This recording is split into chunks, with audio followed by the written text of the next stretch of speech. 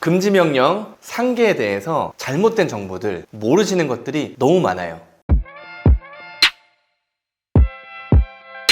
안녕하세요, 김민성 변호사입니다. 개인회생 신청하기 전에 주의하셔야 될 점들 말씀 몇 번 드렸어요. 오늘은 통장 사용과 관련해서 이런저런 말씀을 드릴 거고요. 첫 번째는 내가 은행에 넣어둔 돈이 있잖아요, 예금이. 근데 내가 은행에 빌린 돈도 있다. 그러면 은행이 이거를 쏙 빼갈 수 있단 말이에요. 그 상계, 요거에 대해서 설명해 드리고, 두 번째는 내가 은행에 넣어둔 돈이 있는데 카드사가 이 돈을 쏙 빼가는 경우가 가끔 있단 말이에요. 회생을 하고 있는데도. 그런 경우.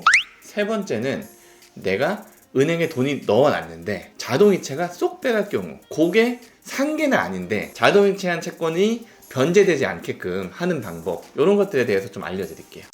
제가 계속 말씀드리는데 채권자 통장은 제발 좀 쓰지 마세요. 채권자 통장은 회생 신청 전후로 웬만하면 사용하지 마세요. 채권자 통장에 잔액이 있다, 그럼 어떻게 하셔야 돼요? 채권자가 아닌 통장으로 빼놓으시든가 아니면 현금으로 인출하세요. 왜냐하면 상계될 위험이 있어요. 일단은 채권자 통장은 비워놔라. 그게 원칙이에요. 아시겠죠? 쉽게 얘기해 볼게요. 제가 신한은행을 주로 쓰거든요. 신한은행에 제가 1,000만 원 빚이 있어요. 500만 원이 예금에 들어있단 말이야. 그러면 내가 신한은행한테 500만 원의 채권을 갖고 있죠. 그 다음에 신한은행이 나한테 1,000만 원의 채권을 갖고 있다는 거예요. 그럼 내가 개인회생을 신청하기 위해서 부채증명서를 넣겠죠. 그럼 신한은행이 뭐라 그럴 거예요?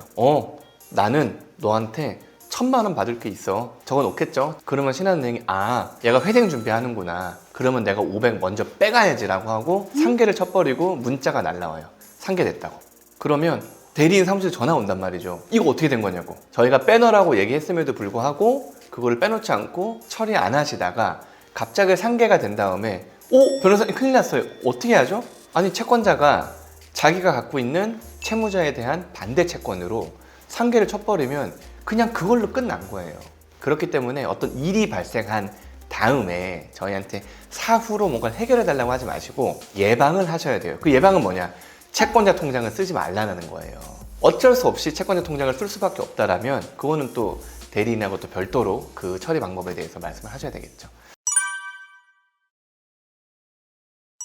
금지명령이 난 이후에 상계가 안 된다라고 아시는 분들이 있는데요. 그거 아니에요. 금지명령 이후에도 상계는 원칙적으로 된다라고 아셔야 돼요. 다만 특수한 경우에는 상계가 안 되겠죠. 일단은 금지명령이 있었어. 그리고 그게 금융사한테 통지가 됐어. 그러면 이 금융사에 있는 채무자의 재산에 대해서 상계를 못하느냐? 할 수 있어요. 그럼 언제 못하느냐? 개시결정 이후에는 못해요. 그런데 예외적으로 은행이 대출금채권을 갖고 있고 금지명령이 났는데 새롭게 들어오는 채권들 있잖아요. 쉽게 얘기하면 개인사업자인데 금지명령이 났어. 금지명령 이후에 새롭게 여기에 돈이 들어온다. 은행이 상계를 못해요. 금지명령 이후에 월급이 들어왔어. 상계할 수 있어요? 못해요. 금지명령 이후에 카드사에서 아니면 쿠팡에서 돈이 들어왔어. 상계할 수 있어요? 없어요. 근데 그 전부터 갖고 있었던 금지명령 이후에 상계할 수 있어요? 있어요. 금지명령이 뭘 금지하냐면 변제나 강제집행 같은 것들을 금지를 하는 거예요. 근데 채무 소멸행위인 상계를 금지하진 않는다는 판례가 있어요. 개인회생에서는 상계를 금지하지 않습니다. 원칙적으로. 그런데 개시결정 이후로는 사실은 회생 절차가 본격적으로 진행이 되는 거기 때문에 상계를 금지하고 있어요. 왜냐? 아니, 그 전에 상계하라는 거예요. 이미 시간이 지났는데 이때까지 가만히 있다가 개시결정 이후에 갑자기 상계하면 이 채무자의 재산이 갑자기 없어지게 되는 거니까 이건 다른 채권자들한테도 너무 불리하게 되는 거잖아요. 그렇기 때문에 상계는 개시결정 이전에는 언제든지 할 수 있다. 근데 금지명령 이후에 상계를 못하는 경우들이 있어요. 그게 언제냐? 원래 채무자가 돈이 없었어. 그리고 금지명령이 나왔단 말이죠.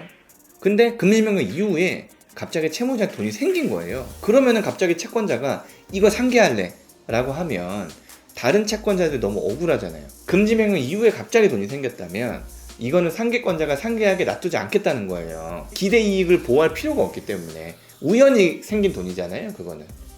이 차이를 좀 알고 계셔야 돼요.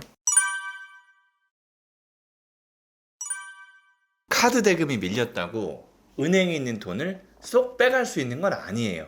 그런데 예외가 있으니까 조심하셔야 돼요. 신한카드가 있고 신한은행이 있어요. 두 개가 같은 회사예요? 다른 회사예요? 다른 회사예요. 나는 신한은행엔 빚이 없어. 신한은행에 내 돈 1,000만 원이 있어. 신한카드 3,000만 원 내가 카드 대금 밀렸어. 회생하면 신한카드가 신한은행에 있는 내 돈 갖고 갈 수 있을까요? 못 갖고 가요. 상계라는 건 똑같은 채권 채무자가 주고받을 게 있는 게 상계거든요. 근데 이 두 회사가 다르잖아. 그러니까 상계 못 해요. 근데 예외적으로 다른 거 같은데 은행이랑 카드사가 같은 경우들이 있어요. 농협, 기업, 시티, SC제일은행 요렇게 해요. 다른 것들도 있을 수 있겠지만 이 해당 은행에 내 예금 채권이 들어있다면 빼세요. 여기는 카드사와 은행이 서로 같은 회사라고 생각을 하셔야 되고, 이 은행에 빚이 없다 하더라도 카드 대금이 밀려 있으면 은행에 있는데 예금 채권을 상계해 갈 수 있다. 요거 확인하세요.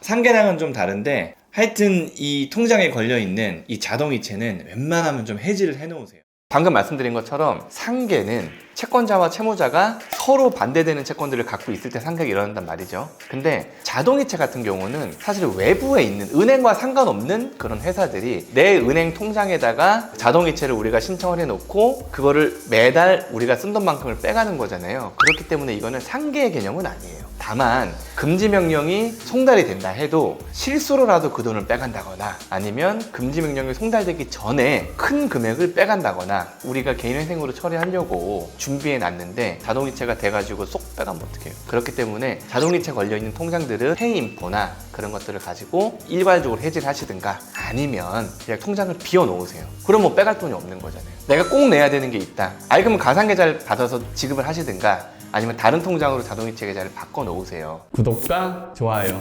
눌러주세요. 이렇게 해서 여러분들이 회생 진행하기 전에 어떻게 통장을 사용해야 되는지 알려드렸어요. 이게 상당히 도움이 되었으면 좋겠어요. 다음 영상에서 이 채권 양도와 주소지 변경에 대해서 말씀드리겠습니다.